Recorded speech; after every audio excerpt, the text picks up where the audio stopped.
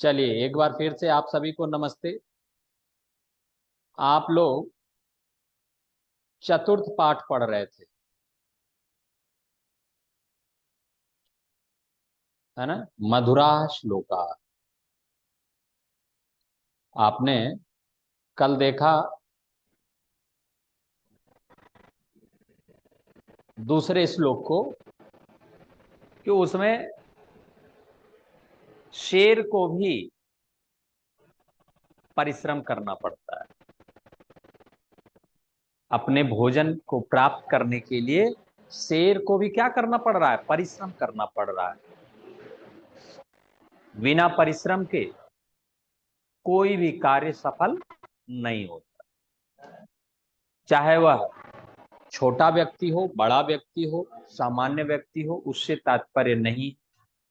सबको कुछ न कुछ प्राप्त करने के लिए कुछ न कुछ करना पड़ेगा। बिना किए हम कुछ भी प्राप्त नहीं कर सकते हैं, या हमारा कोई भी कार्य संपन्न नहीं होगा जब तक हम उस कार्य को करेंगे नहीं।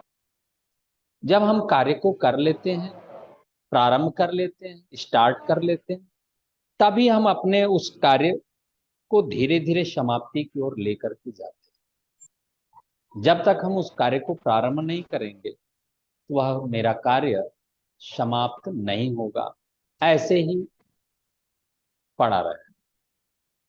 इसीलिए यहाँ श्लोक में भी बताया गया कि उद्यमेन ही सिद्ध्यंति, यानी परिश्रम के द्वारा ही कोई कार्य सफल होता है। उद्यमेन ही सिद्ध्यंति कार्याणि न मनोरथ है। केवल मन में सोच लेने से नहीं होता है। तो आप भी कार्य करते रहें, परिश्रम करते रहें। यदि आपको सफलता प्राप्त करनी है, चाहे आप अपने क्लास की बात करें, चाहे अपने जीवन की बात करें, हर जगह आपको सफल होने के लिए कार्य करते रहना पड़ेगा। जब हम परिश्रम के द्वारा, मेहनत के द्वारा कार्य को करते रहते हैं, तभी कार्य समाप्ति की ओर बढ़ता है। जैसे यहां लिखा हुआ है कि उद्यमेन ही सिद्ध्यंति कार्याणि न मनोरथ। कोई भी कार्य परिश्रम के द्वारा ही सफल होता है, न कि मन में सोचने से। न ही सुप्तस्य सिंहस्य प्रविशन्ति मुखमृगा। सोए हुए शेर के मुख में हिरण अपने आप प्रवेश नहीं करते हैं। ये आप कल भी पढ़े। जो लोग कल ज्वाइन नहीं कर पाए वो आज सुन ले, समझ ले। कारण कि सर्वाणि कार्याणि परिश्रमेण एव सफलानि भवन्ति। सभी कार्य, जीवन के जितने भी कार्य हैं, सभी कार्य परिश्रम से ही सफल होते हैं, बिना परिश्रम के नहीं होते। केवलम इच्छया न, केवल मन में इच्छा रखने से वह कार्य सफल नहीं होता है, पूर्ण नहीं होता है, समाप्त नहीं होता है। हम केवल मन में ये सोच लेंगे कि नहीं, हम बैठे बैठे अपने घर पहुंच जाएं, तो ऐसा संभव है नहीं। हमको क्या करना पड़ेगा? यहाँ से नीचे उतरना पड़ेगा, बस पे या गाड़ी पे या ऑटो से जाना पड़ेगा, तभी क्या होगा, हम अपने घर को पहुंच पाएंगे। ठीक है। तो केवल मन में इच्छा रखने से नहीं होती है बात पूरी, कार्य पूरा हो। हमें कार्य करना पड़ता है। जब कोई व्यक्ति गेट के बाहर जाकर के गाड़ी पकड़ेगा, ऑटो रुकवाएगा, या अपनी बाइक स्टार्ट करेगा, साइकिल चलाएगा, तभी वह अपने घर तक या गंतव्य तक पहुंच पाएगा। केवल सोचने से नहीं होगा कि हम बैठे बैठे गया पहुंच जाएं, टिकारी पहुंच जाएं, सिरघाटी पहुंच जाएं, तो ऐसा संभव है नहीं। उसको चल के जाना पड़ेगा। इसीलिए कह रहा है कि केवल इच्छया न, केवल इच्छा रखने से नहीं होता है। भोजनाय पशु प्राप्त सिंहा अपि प्रयासम करोति। भोजन को प्राप्त करने के लिए शेर भी प्रयास करता है। सुप्तस्य सिंहस्य मुखे पशवः स्वयमेव प्रवेशम न कुर्वन्ति। सोए हुए शेर के मुख में पशु स्वयं ही प्रवेश नहीं करते हैं।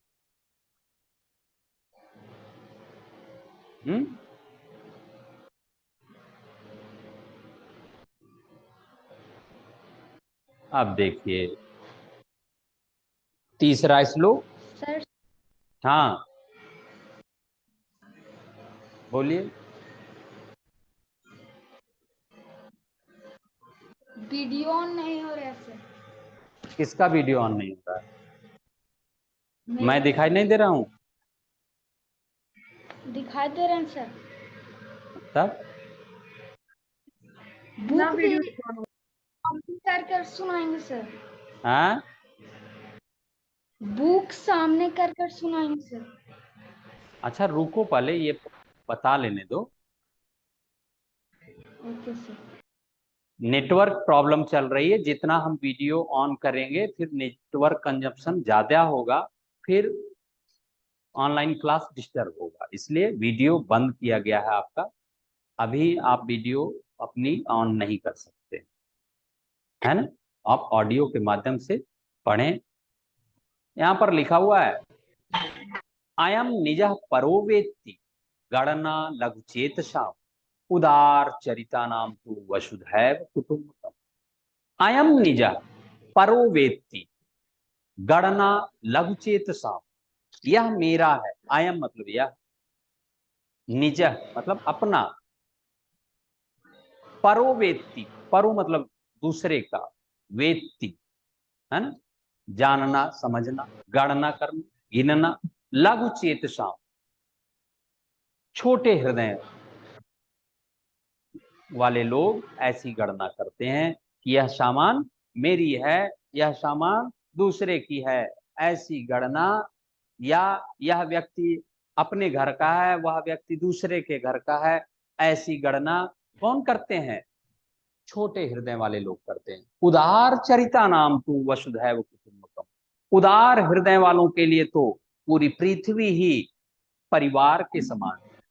उदार चरिता नाम तू वसुधैव कुटुंबकम अयम निज परो वेत्ति गणना लघु चेत शाम उदार चरिता नाम तू वसुधैव कुटुंबकम, है ना? अन्वय में भी लिखा अयम निज परह वा इति गणना लघु चेत शाम भवति उदार चरिता नाम तू वसुधा एव कुटुंबकम, है ना? तो कह रहा है भावार्थ में अयम जन मदीय अस्ति अथवा परकीय अस्ति, यह व्यक्ति अपना है अथवा पराया है। ये जना जो लोग एवं चिंतयंती ऐसा सोचते हैं, चिंत धातु होती है तो यहां पर देखो बहुवचन का प्रयोग किया चिंतयंती, है ना? सोचते हैं। तेषाम हृदय, तेषाम हृदयम उनका हृदय, तेषाम उनका, षष्ठी बहुवचन का है। तेषाम यानी उनका क्या? हृदयम हृदय, लघु भवती छोटा होता। जो व्यक्ति अपना है पराया है ऐसी बात करता है, उसका हृदय क्या होता है? छोटा, तुच्छ हृदय वाले। येषाम हृदय विशालम भवती, जिनका हृदय विशाल होता है, तेभ्य उनके लिए संपूर्ण पृथ्वी परिवार इव भवती, पूरी पृथ्वी परिवार की तरह से होती है। यानी इस पृथ्वी पर रहने वाले सभी परिवार के सदस्य के समान है। क्यों है ऐसा? क्यों समझते हैं? क्यों कि हम कहते हैं कि हम ईश्वर की संतान है, और फिर ईश्वर क्या है? एक है। तो जब एक ईश्वर है और हम सभी एक ही ईश्वर की संतान हैं, तो हम आप क्या हुए? भाई बहन, छोटा बड़ा ऐसे ही होंगे। तो यहां अपना और पराया कहां से आया? इसलिए पृथ्वी पर रहने वाले सभी लोग परिवार के सदस्य के समान। इसीलिए यहां पर बोला कि अयम निज परो वेत्ति गणना लघुचेत शाम उदार चरिता नाम तू वसुधैव कुटुंबकम, है? यह अपना है, यह पराया है, ऐसी गणना करने वाले छोटे हृदय वाले लोग होते हैं। उदार हृदय वालों के लिए तो यह पूरी पृथ्वी ही परिवार के सदस्य के समान है। संपूर्ण पृथ्वी परिवार इव भवति, पूरी पृथ्वी ही परिवार की तरह होती है। स्पष्ट हुआ?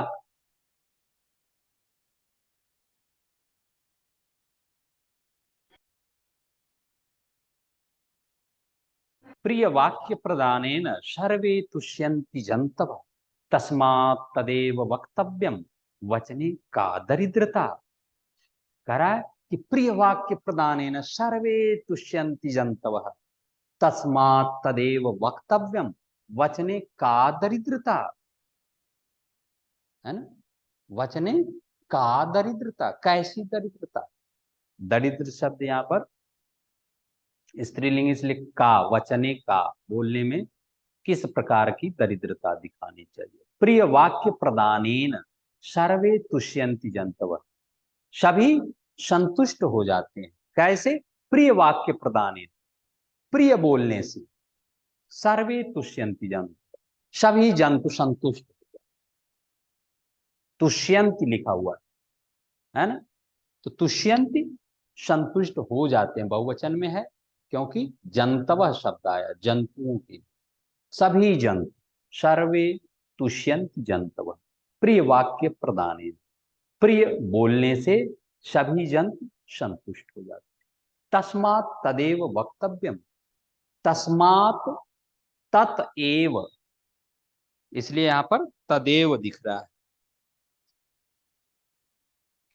तस्मात् तदेव वक्तव्यम वचने का दरिद्रता, इसलिए हमें उस प्रकार से, तस्मात् ततएव यानी उसी प्रकार से, वक्तव्यम बोलने में, वचने का दरिद्रता, बोलने में कैसी दरिद्रता दिखानी चाहिए। जब भगवान ने इतना सुंदर मुख दिया है, वाणी दिया, तो हमें मीठी वाणी का ही प्रयोग करना चाहिए। आप अपने घर में देखते होंगे, जो भी पेट हैं, पालतू जानवर, यदि उनको आप प्यार से बुलाते हैं तो आपके पास चले आते। यदि थोड़ी सी भी आपकी वाणी में कठोरता होती है, भारीपन दिखता है, तो वह आपसे दूर भाग जाता है कि नहीं? कोई भी पालतू जानवर, उसको प्यार से जब बुलाते हैं तो वह आपके पास चला आता है। कोई चिड़िया भी है, वह भी आपके पास चली आती है। लेकिन जब आप थोड़ी सी भी उसके साथ अव्यावहारिकता दिखाते हैं, वह आपसे दूर चला जाता है। तो इसीलिए बोल रहा है कि प्रिय वाक्य प्रदान है, सर्वे तुष्यन्ति जंतवः, सभी जंतु संतुष्ट हो जाते हैं। यहाँ भावार्थ में भी लिखा, यदि वयम सर्वैः सह मधुरम वदिष्यामः तदा सर्वे जनाः प्रसन्नाः भविष्यन्ति। यदि वयम सर्वैः सह, सर्वैः सह, सर्वैः शब्द यहाँ पर सर्व का तृतीया विभक्ति है, इसलिए कहा सर्वैः सह, सह मतलब के साथ, स और ह जो लिखा है यह के साथ के लिए आता है, और यह जहां भी आता है वहां तृतीया विभक्ति लग जाती है। तो यहाँ पर सर्व शब्द में तृतीया विभक्ति का प्रयोग किया गया है। मधुरम वदिष्यामः, वदिष्यामः, तो वदिष्यामः का क्या दिया? इसको पढ़ो, पहले तो पूरा श्लोक पढ़ो। तो कह रहा है कि यदि वयम सर्वैः सह मधुरम वदिष्यामः, वदिष्यामः हमने बोला कि भविष्य काल का रूप यहाँ पर दिया हुआ है, और कर्ता यहाँ पर क्या है? वयम है। तो वयम क्या है? उत्तम पुरुष का कर्ता है, इसलिए वदिष्यामः दिया। वयम, अहम, आवाम, वयम, तो वयम क्या है यहाँ पर? उत्तम पुरुष बहुवचन का है, इसलिए यहाँ पर क्रिया जो है वदिष्यामः दिया, अर्थात उत्तम पुरुष बहुवचन, लेकिन किस लकार में? लृट लकार में। लृट लकार अर्थात भविष्य काल। तो कह रहा कि यदि वयम सर्वैः सह, यदि हम लोग सभी के साथ मधुरम वदिष्यामः, मधुर बोलेंगे, तदा सर्वे जना, तब सभी लोग प्रसन्ना भविष्यन्ति, सभी लोग क्या हो जाएंगे? प्रसन्न हो जाएंगे। देखिए भविष्यन्ति लिखा, भविष्यन्ति भी यहाँ पर क्या है, भविष्यत काल का ही रूप है, ठीक है, भू धातु का। तदा अर्थात तब सर्वे जना प्रसन्ना भविष्यन्ति, सभी लोग प्रसन्न हो जाएंगे। अतः मधुरम भाषणम एव कर्तव्यम, इसलिए हमें सदैव मधुर भाषण ही करना चाहिए, मीठा ही बोलना चाहिए। अतः मधुरम भाषणम एव कर्तव्यम, इसलिए हमें मीठी वाणी का ही प्रयोग करना चाहिए। मधुर भाषणे संकोच न करणीय, मधुर बोलने में, मधुर भाषणे यानी मधुर बोलने में संकोच न करणीय, संकोच नहीं करना चाहिए। बोलती ना सब आता आता तोरा से वो हमारे गदिया। तो आपने अभी सुना कि हमें सदैव मीठी वाणी का ही प्रयोग करना चाहिए। ऐसी वाणी का प्रयोग करने में हमें कभी भी संकोच नहीं करना चाहिए। मधुर भाषणे संकोच न करणीय, संकोच नहीं करना चाहिए। करणीय अनियर प्रत्यय से बना है कि नहीं करना चाहिए। आगे चलते हैं हम लोग। चंदनम शीतलम लोके चंदनात अपि चंद्रमा, चंद्र चंदन योग मध्ये शीतला साधु संगति। फिर से देखेंगे। चंदनम शीतलम लोके चंदनात अपि चंद्रमा, चंद्र चंदन योग मध्ये शीतला साधु संगति। चंदन के वृक्ष के बारे में कहा और सज्जन लोगों की मित्रता के बारे में कह रहा है। हमें क्या करना चाहिए, अच्छे लोगों की संगति में रहना चाहिए, अच्छे लोगों से फ्रेंडशिप करनी चाहिए। हम जैसे लोगों के संपर्क में रहते हैं हम वैसा बनने का प्रयत्न करते हैं। लेकिन यहाँ पर ये कह रहा है यदि आप गलती से भी किसी के बुरी संगति में आ गए तो आप अपनी अच्छाइयों को छोड़ ना दें। इसीलिए कह रहा है कि चंदनम शीतलम लोके, लोके अर्थात संसार में।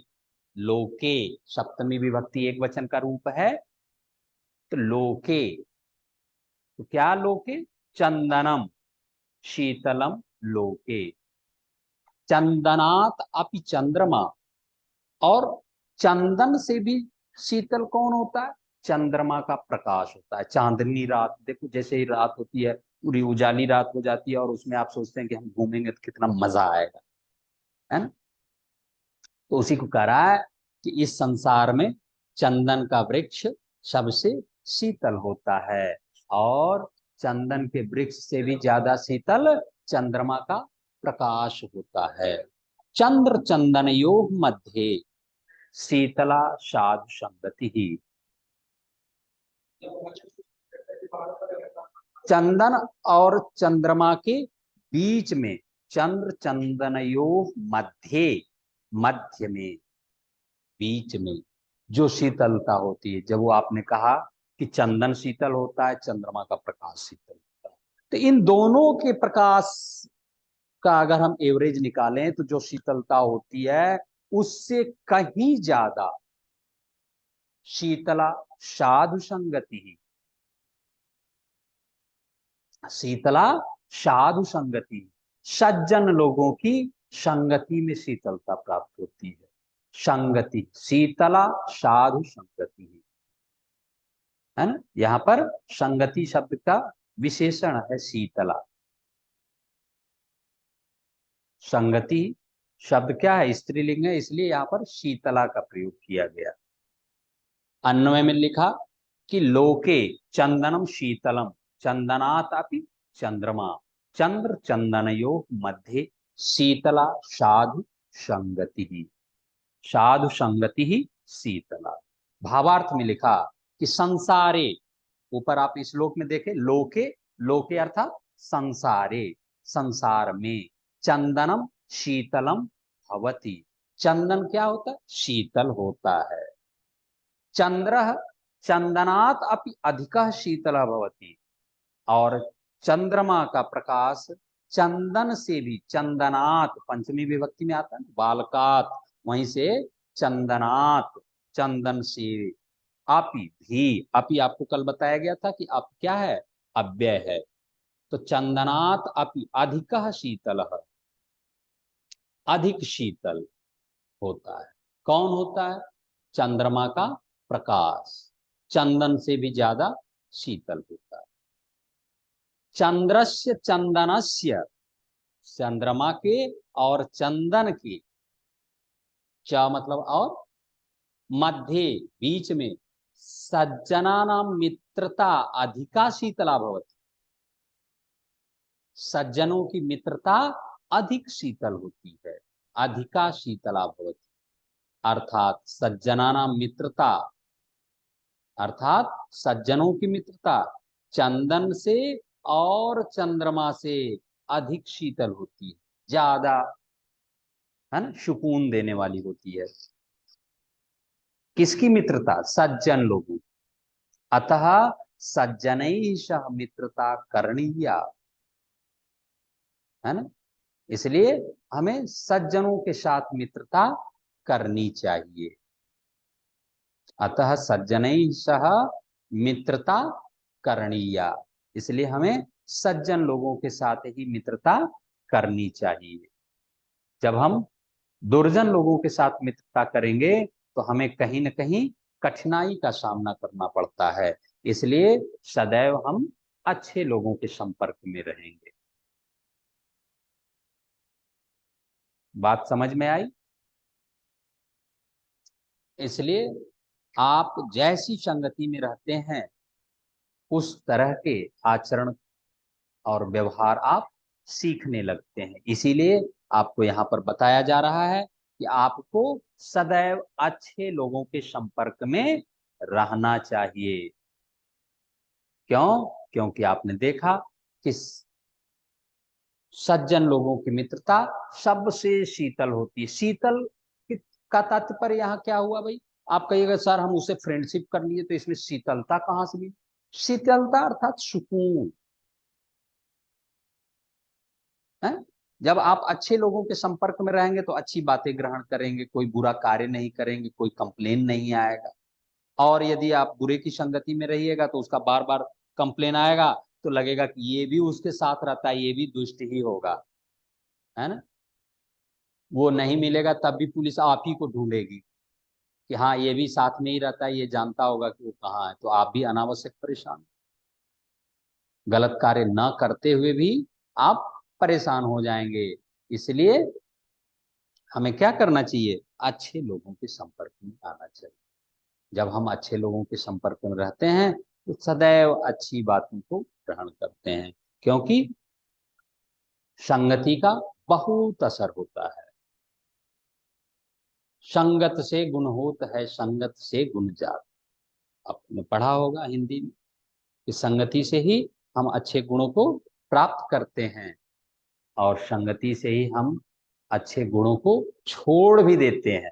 लेकिन हमें छोड़ना नहीं चाहिए, सदैव अच्छे गुणों को ग्रहण करना चाहिए और अपने अच्छे गुणों को दूसरों को भी देना चाहिए कि देखो ये अच्छे गुण है, तुम भी एक्सेप्ट करो। ये नहीं कि उसके बुरे गुण को ग्रहण कर लें, ऐसा नहीं। अब आप देखिए कि संगति का असर, जैसे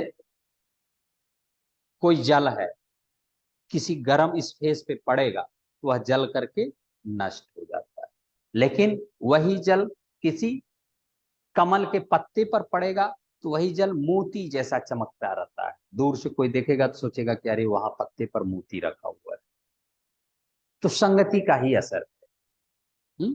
ऐसे ही कहा जाता है कि वही जल की बूंद शीप में पड़ती है तो मोती बन जाती है, और वही जल की बूंद तवे पर पड़ती है तो जल करके नष्ट हो जाती है।